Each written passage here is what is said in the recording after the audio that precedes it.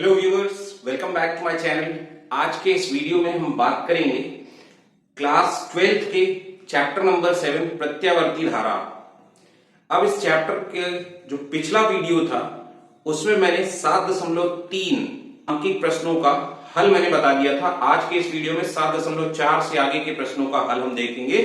तो आइए शुरुआत करते हैं आज के इस वीडियो की। तो जैसा कि आप देख पा रहे हैं 7.4 प्रश्न बोर्ड पे लिखा हुआ है कि एक 60 माइक्रोफैराड का संधारित्र 110 वोल्ट 60 हर्ट्ज एसी आपूर्ति से जोड़ा गया है। परिपथ में धारा के आरएमएस मान को ज्ञात कीजिए। ठीक, तो बच्चों इसमें क्या दिया हुआ है कि जो हमारा संधारित्र है सी, उसका मान क्या दिया हुआ है 60 माइक्रोफैराड। अब हमें मालूम होना चाहिए कि एक माइक्रोफैराड में कितने फैराड होते हैं, 10 की घात ऋण 6। तो हम इसको क्या लिखेंगे 60 गुणे 10 की घात ऋण 6 फैराड। ठीक, अब इसके बाद में यहां पर ये जो वोल्ट दिया हुआ है, ये हमारे पास में क्या दिया हुआ है वोल्टेज का आरएमएस मान। तो हमने इसको क्या लिखना है 110 वोल्ट। और ये जो 60 हर्ट्ज दी हुई है, ये क्या दी हुई है आवृत्ति। तो आवृत्ति को मान लीजिए हमने लिख दिया एफ 60 हर्ट्ज। अब सबसे पहले हमें क्या निकालना है धारा का आरएमएस मान। तो धारा का आरएमएस मान क्या होता है आई आरएमएस। इसको अपन क्या जानते हैं, इसको हम जानते हैं वी आरएमएस अपॉन एक्स सी। अब बच्चों ये एक्स सी क्या है, एक्स सी धारितीय प्रतिघात है। और धारितीय प्रतिघात का जो मान होता है ये आपको मालूम होना चाहिए कितना होता है 1 अपॉन सी ओमेगा। ठीक, अब आगे बढ़ते हैं हम। तो वीआरएमएस का मान आपको दिया हुआ है, इसको उठा के आप यहां पे रख सकते हैं 110 वोल्ट। अब इसी को आप आगे बढ़ा दीजिए तो आप यहां पर इस सी ओमेगा को ऊपर लेके जाइए। तो ये क्या बन जाएगा 110 इंटू सी इंटू ओमेगा को आप क्या लिख सकते हैं 2 पाई एफ। ठीक, अब आगे बढ़ जाते हैं हम। तो 110 ये हमारे पास में वीआरएमएस है। सी का मान देखिए क्या है 60 को आपने लिख दिया 60 गुणे 10 की घात ऋण 6 गुणे 2 पाई के मान को आपने लिख दिया 3.14। और इसके बाद में आपने इसको लिख दिया आवृत्ति कितनी दी हुई है देखिए 60 हर्ट्ज। ठीक है, अब आप इसको क्या करें कि यहां पे देख लीजिए 60 और 60 ये जब आप मल्टीप्लाई करेंगे तो ये कितना बन जाएगा 3600। ठीक है, इसके बाद में आपने क्या किया ये 11 दूनी 22 तो ये हो जाएगा 220।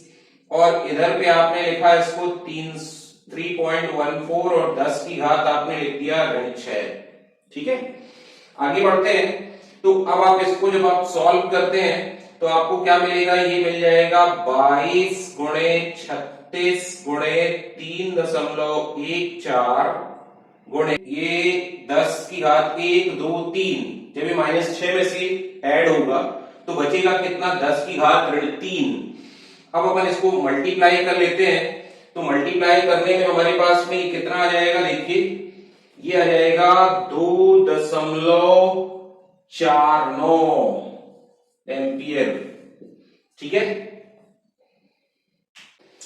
चलिए अब हम अगले प्रश्न की बात कर लेते हैं। तो अगला प्रश्न देखिए आपके बोर्ड पे ये रहा। और ये प्रश्न क्या कह रहा है, तो अभ्यास 7.3 और 7.4 है, उसमें एक पूरे चक्र की अवधि में प्रत्येक परिपथ में कितनी नेट शक्ति अवशोषित होती है, अपने उत्तर का विवरण दीजिए।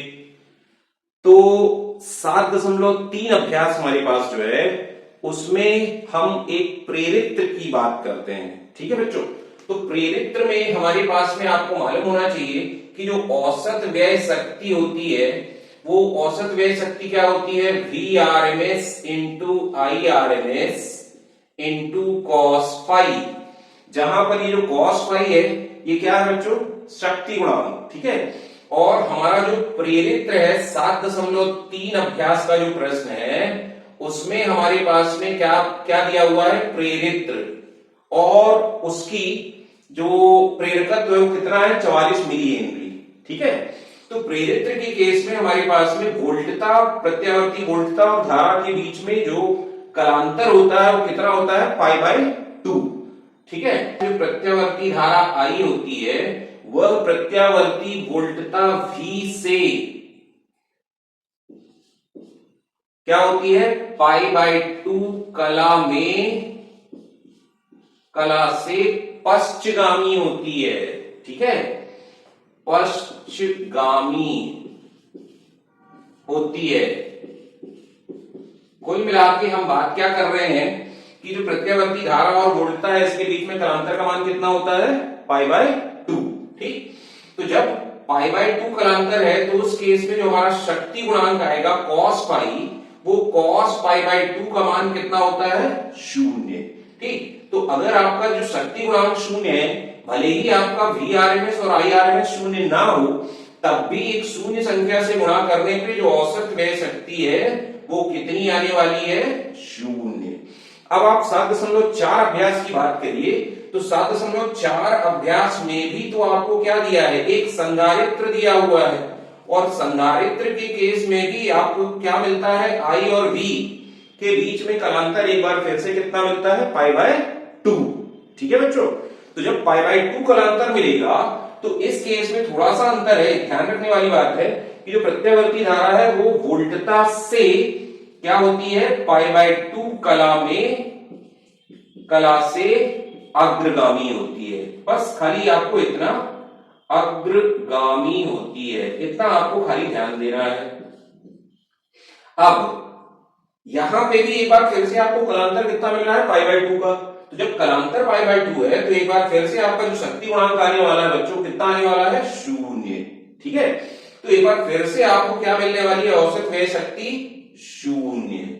तो इस तरीके से अभ्यास 7.3 और 7.4 दोनों में ही औसत व्यय शक्ति कितनी आएगी, 0। चलिए अब हम नेक्स्ट क्वेश्चन की तरफ चलते हैं। एक एनसीआर परिपथ में L कितना दिया हुआ है, L बराबर 2 हेनरी। इसके बाद आपको दिया हुआ है C बराबर 32 माइक्रोफैराड। फिर इसके बाद में R का मान दिया हुआ है आपको 10 ओम, और अनुनाद आवृत्ति ओमेगा आर परिकलित कीजिए। तो ओमेगा आर का मान आपको बोल रहा है निकालने के लिए। ठीक है बच्चों, तो चलिए अब हम बात करते हैं। तो अनुनादी आवृत्ति की बात हो रही है।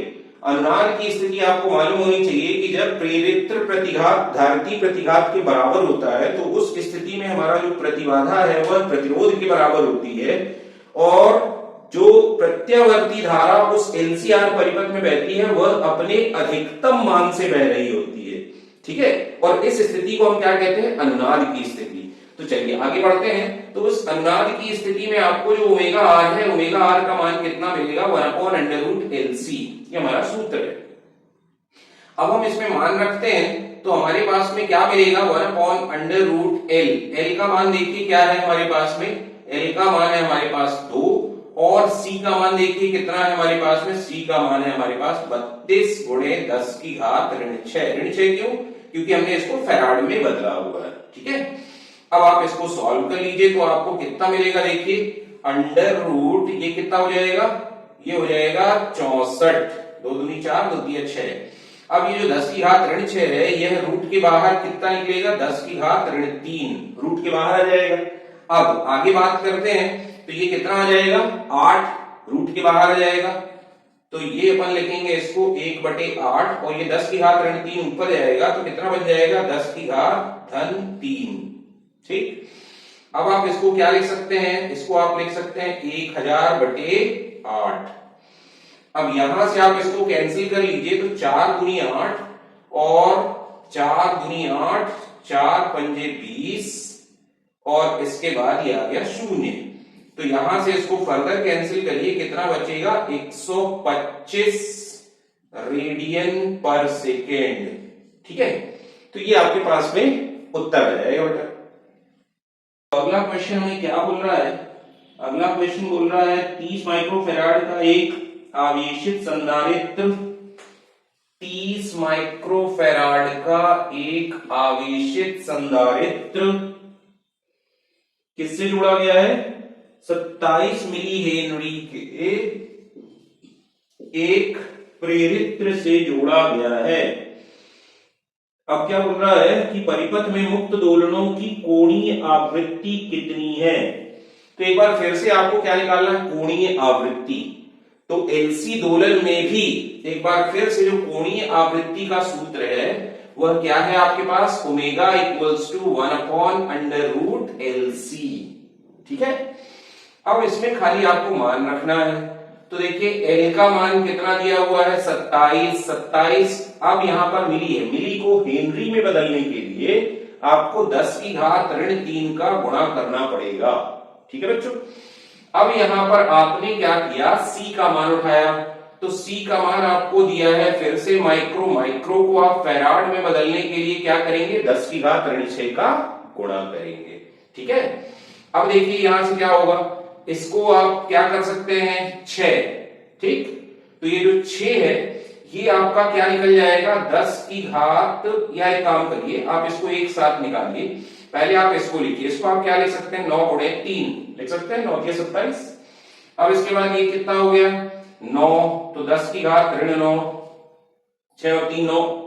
अब यहां पर देखिए इस 30 को आप क्या लिख सकते हैं? इस 30 को आप लिख सकते हैं 3×10 लिख सकते हैं ना।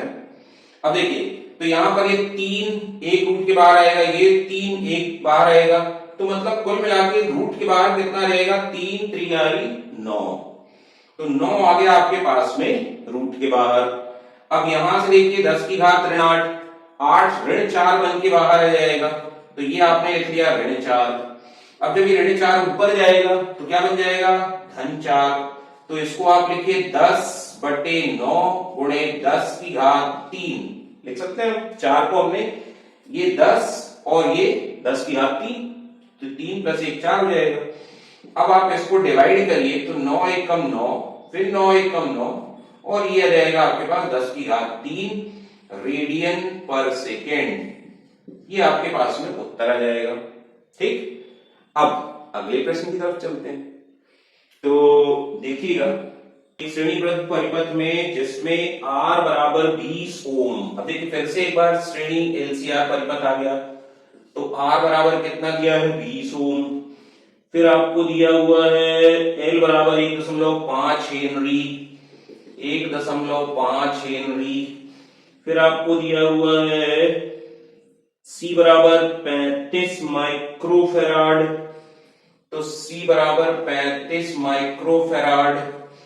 अब ये क्या कह रहा है कि एक परिवर्ती आवृत्ति की 220 वोल्ट AC, तो Vrms का मान कितना दिया हुआ है? 200।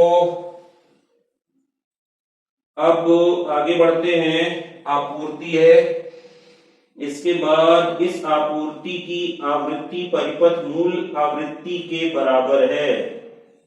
क्या बोल रहा है? ये क्लू पॉइंट है बेटा, प्रश्न का यही आपका क्लू पॉइंट है जो आपको बताएगा कि आगे आपका रास्ता कैसा होने वाला है। ठीक है, तो प्रश्न क्या कह रहा है कि जब आपूर्ति की आवृत्ति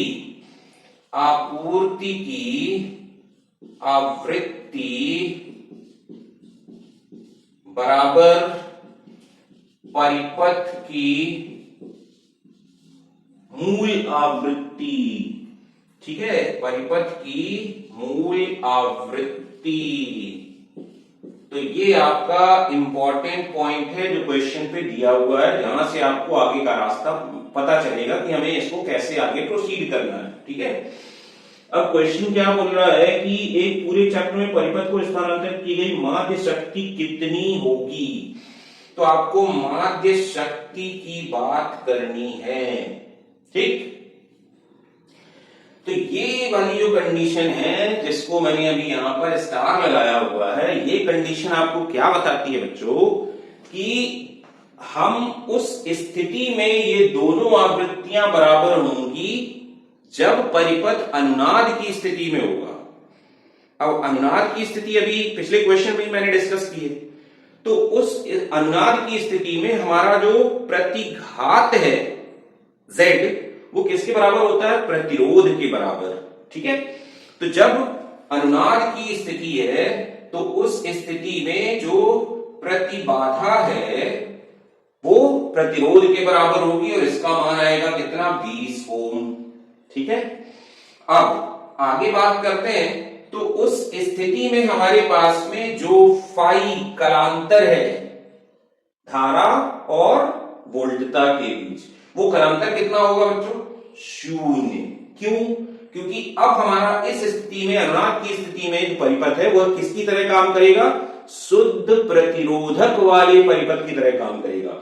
और शुद्ध प्रतिरोधक वाले परिपथ में आपको मालूम होना चाहिए कि जो प्रत्यावर्ती धारा है वह प्रत्यावर्ती वोल्टता के साथ ही साथ कला में चलता है। ठीक है, मतलब कलांतर अगर आप देखेंगे तो 0 होगा। और एक बार आपको कलांतर 0 मिल गया तो जो शक्ति गुणांक है वह शक्ति गुणांक क्या मिलने वाला है, 1। cos 0 का मान 1 होता है। ठीक, अब हम बात करते हैं कि औसत शक्ति।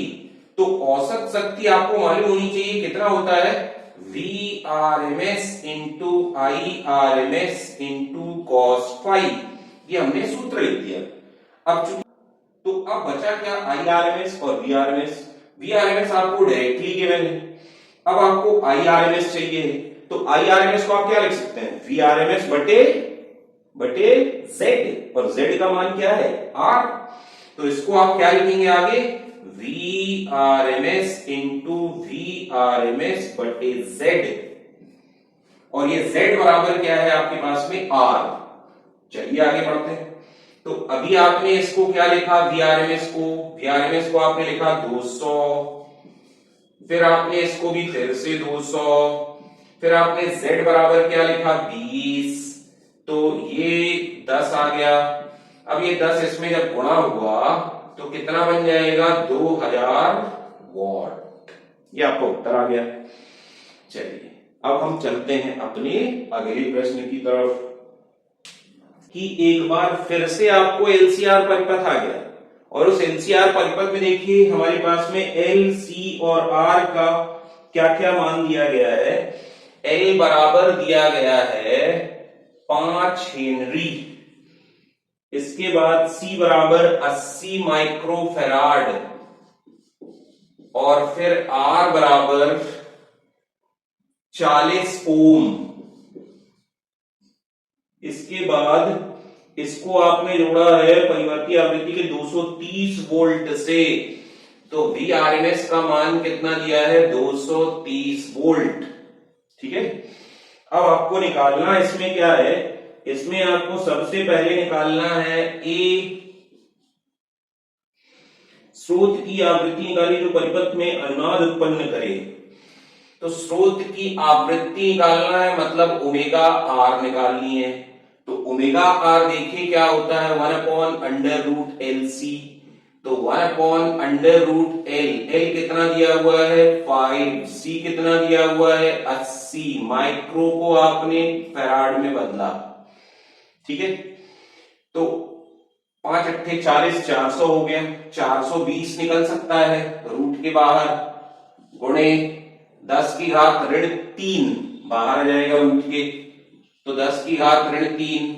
अब यहां पर देखिए -2 बचा, ये -2 ऊपर जाके क्या बन जाएगा, +2, मतलब क्या बनेगा 100/2, मतलब क्या बनेगा 50 रेडियन पर सेकेंड। ये आपका आ गया पहला उत्तर। अब देखिए बी नंबर क्वेश्चन क्या कह रहा है, परिपथ की प्रतिबाधा तथा अनुनादी आवृत्ति पर धारा का आयाम निकालिए। तो देखिए सबसे पहले परिपथ की प्रतिबाधा बराबर क्या होगा, अनुनाद की स्थिति में R, तो ये कितना आ गया 40 ओम। पहला, इसका पहला आंसर आ गया। अब वो बोल रहा है कि अनुनादी आवृत्ति में धारा का आयाम निकालिए। ठीक है, तो अनुनादी आवृत्ति में जो धारा होती है हमारे पास में, वो धारा क्या होती है, अधिकतम वोल्टता बटे प्रति बाधा। ठीक है, तो यहां पर V0 को आप क्या लिखेंगे, √2 इंटू Vrms। सही है, √2 इंटू Vrms। अब आगे चलते हैं, Z का मान किसके बराबर है, R के। तो √2 यहां पर आपने लिखा, Vrms का मान देखिए 230, बटे में आपने लिखा क्या, बटे में आपने लिखा Z का मान, Z किसके बराबर है, R के 40, ये और ये गया। अब आप इसको क्या करेंगे, देखिए इसको जब आप सॉल्व करेंगे तो कितना आएगा, 8.1 के आसपास आपको मिलेगा, 8.1 एम्पियर के आसपास आपको मान मिलेगा। ठीक है बच्चों, चलिए अब हम चलते हैं इसके सी पार्ट की तरफ। तो तीसरा पार्ट क्या कह रहा है कि परिपथ के तीनों अवयवों के सिरों पर विभवपात के आरएमएस मानों को निकालिए। मतलब आपको क्या निकालना है, VL आरएमएस निकालना है। ठीक, तो VL आरएमएस क्या होता है, देखिए VL आरएमएस होगा ओमेगा इंटू L, ये किसका मान है, XL, ठीक है, इंटू IRMS, सही है। तो ये हो गया XL इंटू IRMS। तो यहां से आप क्या करेंगे, यहां से आप ओमेगा का मान देखें, क्या लेंगे, ओमेगा का मान आप यहां से लेंगे 50, और L का मान देखिए क्या दिया हुआ है 5, और IRMS आपने कहीं निकाला है, IRMS नहीं निकाला तो कोई दिक्कत नहीं है, आप यहां से इसको कर सकते हैं। तो IRMS क्या होगा, I0 अपॉन √2, ये किसका मान होगा, IRMS का। तो अब आप क्या करें, इसको आगे बढ़ाएं, तो ये कितना हो गया 250 इंटू I0 देखिए कितना, ये वाला मान उठा लीजिए, √2 इंटू 23/4, ठीक, और बटे में है √2, तो ये √2 गया। अब देखिए यहां से क्या होगा, इसको जब आप 4 से कैंसिल कर सकते हैं, नहीं कैंसिल मत करिए, इसको आप सीधे मल्टीप्लाई करके डिवाइड कर 2 से कर दीजिए, 2 से 125, 2 दूनी 4, ठीक है। अब इसके बाद इसको जब आप सॉल्व करेंगे तो आपको जो उत्तर मिलेगा वो कितना मिलेगा, 1437.5, ये आ गया आपके पास में वोल्ट। ठीक, अब हमें निकालना क्या है, VCRMS। तो आपको याद होना चाहिए कि अनाज की जो स्थिति है उसमें अब श्रेणी क्रम है, मतलब यहां पर आप फिर से क्या है कि सूत्र लगा के सॉल्व करने की कोई जरूरत नहीं है, थोड़ा सा ट्रिकी हो जाएगी। ट्रिक ये है कि अनुनाद की स्थिति में धारिती प्रतिघात प्रेरित प्रतिघात के बराबर होता है। अब श्रेणी क्रम में जितने भी अवयव जुड़े हैं उन सब में धारा तो समान बनेगी, तो कुल मिला के जो प्रतिबाधा थी, प्रतिघात थी, धारिती और प्रेरित्र, ये दोनों बराबर हो गए आपस में।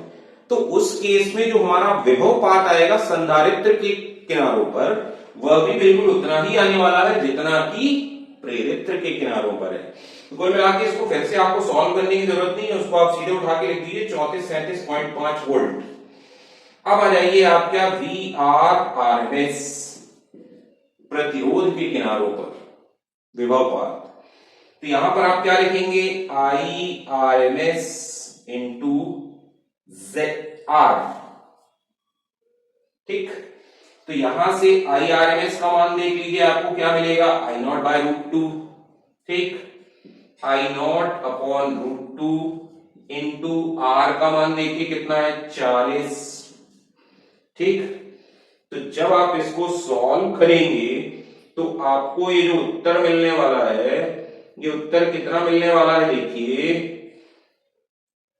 ये उत्तर मिलने वाला है, I0 का मान उठाइए यहां से, ये वाला, तो आप लिखेंगे √2 इंटू 23/4, और यहाँ पे √2 फिर से है, इंटू यहाँ पर लिखेंगे 40, √2 गया 10, कितना आया 230 वोल्ट। अब इसका देखिए दूसरा क्वेश्चन क्या बोल रहा है कि दिखलाइए कि अनुनादी आवृत्ति पर LC संयोग के सिरों पर विभवपात शून्य है। LC संयोग के किनारों पर विभवपात शून्य है।